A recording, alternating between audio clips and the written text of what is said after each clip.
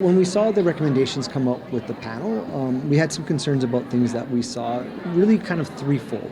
I think the first one would be that we had some concerns around the assessment part that was in there, asking the recommendation to have a testing regime for grades 1 through 5, so provincial achievement test styles for that grades is really concerning to us because we're talking about 6-year-olds writing a standardized test, and we know that standardized tests sometimes are just a snapshot of kids at that moment in that time, and curriculum is such a wide base that they cover lots of different things than just one element of what might be covered under an exam like that.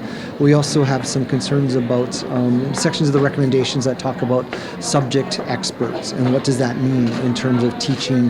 Does it mean that we will have non-certified teachers delivering courses to students in the classroom? Because legislation says that classes need to be taught by certified teachers, and so we're curious about that. There's a lot of vagueness in the recommendations, and so we need some specifics out of there as well. We also had some questions about the rollout and the timelines, because the recommendations make some recommendations about what the curriculum should be, but there's no indications of whether it would be supported financially. There's no indications about timelines, resources, professional development for teachers, and if it'll be field tested or if it's just all come out at once, or how does that work? And so we want to make sure that a successful rollout of the curriculum happens that's supported for teachers in schools and ultimately for students as well. But implementation is really important. You need to field test to see what works. You need to make sure there's resources there for teachers to be able to deliver the curriculum.